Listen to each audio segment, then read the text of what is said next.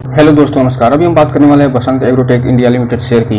इससे संबंधित जो Q1 के रिजल्ट कल जारी होने वाले थे वो जारी कर दिए गए हैं और उसमें हम देखने का प्रयास करेंगे कि उसके क्या उसमें पॉजिटिव रहा है, क्या नेगेटिव रहा है। साथ ही साथ इसमें ये भी देखने का प्रयास करेंगे कि क्या सोमवार को जब मार्केट खुलेगा तो इस पर क्या प्रभाव पड़ेगा, क्योंकि ये जो रिजल्ट आया है मार्केट बंद होने के बाद आया है, तो इसका प्रभाव हम सब जानने की कोशिश करेंगे और फिर इसकी जो है एनालिसिस थोड़ा सा करेंगे कि ये जो कंपनी आगे क्या भविष्य में मल्टीबैगर रिटर्न दे सकती है या नहीं।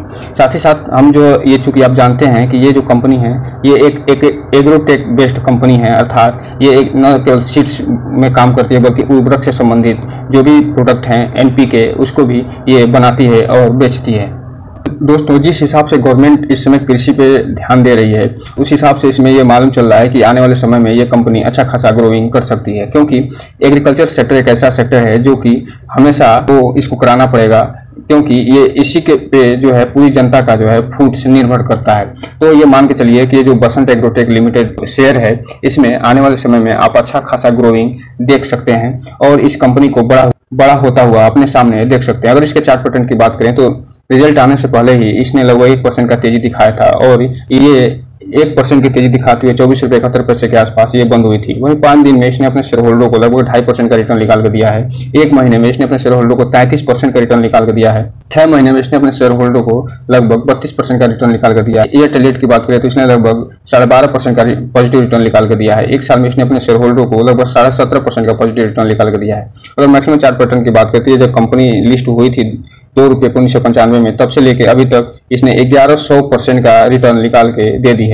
और आप देख रहे हैं कि कई कारपोरेट एक्शन हुए होंगे, कई बार डिविडेंड दी होगी, कई चीजें इसमें हुए होंगे। यही कारण है कि ये कंपनी अभी वर्तमान में मात्र 24 रुपये के आसपास मिल रही है। हालांकि इसमें कई उतार चढ़ाव आप देख रहे हो कि लगातार इसमें उतार चढ़ाव आए हैं और इसका चार्ट पैटर्न की आप बात करेंगे तो ये कभी कंसोलिडेट होकर नहीं भागा है। लेकिन बस एक चीज इसमें अच्छी है कि ये ऊपर ही जाता जा रहा है। और इसमें आप एक चीज इसके चार्ट पैटर्न को अगर देखेंगे तो यहाँ पे आप देख रहे होंगे इसका जो चार्ट पैटर्न है ये 2020 के बाद ये लगातार ग्रोइंग पे है, अर्थात 2020 में आप इसमें अच्छी खासी जब से तेजी बनी हुई है तब से ये लगातार ग्रो करता ही जा रहा है। तो चलिए बिना टाइम वेस्ट किए हम इसके रिजल्ट को देख लेते हैं। तो दोस्तों, ये रहा रिजल्ट। यहाँ पे देखें ये आज का यानी ये 11 तारीख का डेट पड़ा हुआ है 11/8/2023 का और ये उसी समय जारी हुआ था। आप यहाँ पे देख रहे हैं ये जो सेगमेंट दिया हुआ है ये जून क्वार्टर का सेगमेंट है, ये जून 2022 क्वार्टर का सेगमेंट है। इसमें आप ध्यान रखिएगा, इसमें थोड़ा सा अजीब टाइप का बनाया हुआ है क्योंकि जून और 2022 और जून 2023 का सेगमेंट जो एक ही पास दे दिया है। नॉर्मली हम देखते आ रहे हैं कि ये जो मार्च जो सेगमेंट है वो बीच में होता है, लेकिन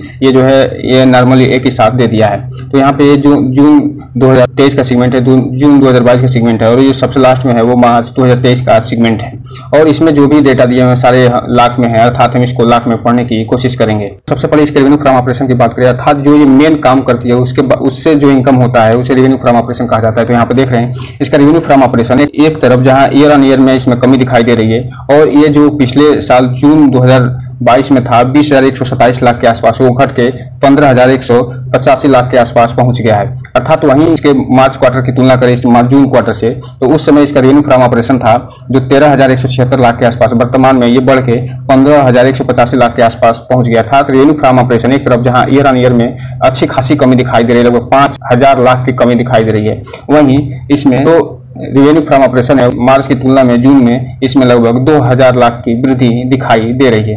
वहीं पर अगर हम टोटल इनकम फ्रॉम ऑपरेशन की बात कर लें, अर्थात टोटल जो इनकम हुआ उसकी हम बात कर लें तो यहाँ पे आप देख रहे हैं कि एक तरफ जहां इसका यानी जून 2022 की तुलना में जून 2023 में गिरावट दिखाई दे रही है और ये 20,131 लाख से घट के 15,189 लाख पे पहुंच गई है। वहीं मार्च क्वार्टर की तुलना करें अगर जून से तो आप यहाँ पर देख रहे हैं टोटल जो इनकम है वो 13,198 लाख से बढ़ के 15,189 लाख पे पहुंच गया। अर्थात इसके टोटल जो इनकम है एक तरफ जहां इसके year on year total income में लगभग 5,000 लाख की कमी दिखाई दे रही है, वहीं क्वार्टर के जो इनकम है उसमें वृद्धि दिखाई दे रही है। हम यदि इसके टोटल एक्सपेंस की बात करें तो आप यहाँ देख रहे हैं टोटल एक्सपेंस एक तरफ जहां इसका जो जून 2022 का जो क्वार्टर बीता था उसमें इसमें एक्सपेंस हुआ था 19,495 लाख के आसपास हुआ था, वो वर्तमान में घट के 14,958 लाख के आसपास पहुंच गया है। अर्थात इसके ईयर ऑन ईयर के जो एक्सपेंस में उसमें ठीक ठाक कमी दिखाई दे रही है। वहीं अगर हम बात करें इसके मार्च क्वार्टर की 2023 की तो उसमें जहां इसका टोटल एक्सपेंस था 12,505 लाख के आसपास, वो वर्तमान में बढ़ के 14,958 लाख के आसपास हो गया है। अर्थात इसके एक तरफ जहां क्वार्टर के जो टोटल एक्सपेंस में उसमें वृद्धि दिखाई दे रही है ठीक ठाक, वहीं इसमें जो year on year total expense है उसमें बहुत ही अच्छी खासी कमी दिखाई दे रही है। अब हम यदि इसके प्रॉफिट बिफोर टैक्स की बात करें तो यहाँ पे आप देख रहे हैं इसका जो प्रॉफिट बिफोर टैक्स, एक तरफ जहां इसका जो प्रॉफिट बिफोर टैक्स इस क्वार्टर में 230 लाख के आसपास है, वहीं पिछले सेम क्वार्टर था जून 2022 की बात करें उसमें 636 लाख के आसपास रहा था। अर्थात इसके न केवल इसके ईयर ऑन ईयर के जो परफॉर्मेंस में अच्छी खासी गिरावट दिखाई दे रही है, और ये जो गिरावट आई है वो इसलिए आई है क्योंकि इसका जो टोटल इनकम है उसमें आप देखे होंगे कि उसमें अच्छी खासी जो है गिरावट दर्ज की गई थी, और गिरावट दर्ज हो जाने के कारण इसमें आपको दिखा था कि इसका टोटल एक्सपेंस में भी गिरावट हुई थी, लेकिन इनकम की तुलना में इसमें गिरावट ज्यादा हुई थी, जिसके कारण इसको आप जो है कम होता हुआ देख रहे होंगे। अगर क्वार्टर की बात करें तो मार्च क्वार्टर में जो इसका टोटल प्रॉफिट बिफोर टैक्स था वो 692 लाख के आसपास था, जो कि ये भी घट गया है और 230 लाख के आसपास हो गया है। तो इस रिजल्ट को देखने के बाद आप एक चीज यहाँ पे देख रहे होंगे कि इसके प्रॉफिट बिफोर टैक्स में न केवल क्वार्टर में कमी आई है बल्कि ईयर ऑन ईयर में भी ठीक ठाक कमी दिखाई दे रही है। और इसमें एक तो कमी आई है कि इसमें जो इनकम और एक्सपेंस का अंतर जो है बहुत ज्यादा है, जिसके कारण इसमें कमी दिखाई दे रही है। और दूसरा ये कि इसके रेवेन्यू फ्रॉम ऑपरेशन में भी ठीक ठाक कमी दिखाई दे रही है। अब हम अगर इसके प्रॉफिट फॉर द पीरियड की बात करें तो यहाँ पे देख रहे हैं प्रॉफिट फॉर द पीरियड में इसके एक तरफ जहां ईयर ऑन ईयर अर्थात जून 2022 में जहां 580 लाख के आसपास इसका for the period net profit रहा था, वो वर्तमान में घट के 200 लाख के आसपास हो गया है। अर्थात इसके में अच्छी खासी आपको गिरावट दिखाई दे रही होगी। वहीं अगर क्वार्टर की बात करें तो आप यहाँ पे देख रहे हैं इसका 586 लाख के आसपास, जहां पिछले मार्च क्वार्टर 2023 में इसका टोटल नेट प्रॉफिट रहा था, वो वर्तमान में घट के मात्र 200 लाख के आसपास हो गया है। अर्थात इसके ईयर ऑन ईयर तो प्रॉफिट में कमी आई है नेट प्रॉफिट में, इसके क्वार्टर में भी नेट प्रॉफिट में अच्छी खासी कमी आई है। अब यही कारण है कि आप देख रहे होंगे कि आने वाले समय में जब भी सोमवार को मार्केट खुलेगा तो इसमें हो सकता है कि अच्छी खासी गिरावट आपको दिख जाए।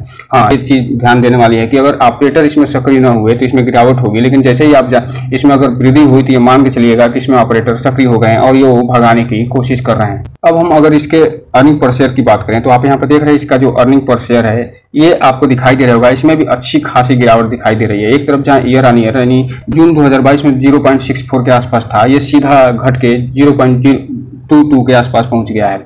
अर्थात इसमें ठीक ठाक कमी आपको दिखाई दे रही होगी। वहीं अगर क्वार्टर की बात करें मार्च 2023 में जहां ये 0.65 के आसपास था, वो घट के 0.22 के आसपास हो गया। अर्थात इसके प्रॉफिट में इसके जहां एक तरफ भयंकर कमी दिखाई दे रही है, इसके इनकम में अच्छी खासी कमी दिखाई दे रही है, तो ये साथ ही साथ इसके अर्निंग पर शेयर में भी गिरावट देखी जा रही है। अब देखना ये दिलचस्प होगा कि मार्केट इसको कैसे लेता है। अगर हालांकि चांसेस ज्यादा है कि कल जब भी सोमवार को मार्केट खुले तो इसमें गिरावट दर्ज हो, इसीलिए रिटेल इन्वेस्टर इसमें थोड़ा सा सावधान हो जाइए। और इसका जो रिजल्ट आया है वो एकदम वाहियात रिजल्ट आया है, तो इसलिए इससे बचने का प्रयास करिए। इसमें कोई भी निवेश करने से बचें, और जब भी निवेश इसमें अगर करना भी हो तो आपको अपने वित्तीय सलाहकार से संपर्क करें और इसका फंडामेंटल एनालिसिस जरूर करें, ताकि आप जो है आपका पैसा और निवेश दोनों सुरक्षित रहे, साथ ही साथ आपको अच्छा रिटर्न प्राप्त हो सके। तो दोस्तों ये रहा आज का वीडियो। इस चैनल को लाइक और सब्सक्राइब करें और घंटा दबाना तो बिल्कुल ना भूलें, ताकि नए वीडियो की जो अपडेट्स है आपको मिलती रहे। जय हिंद दोस्तों।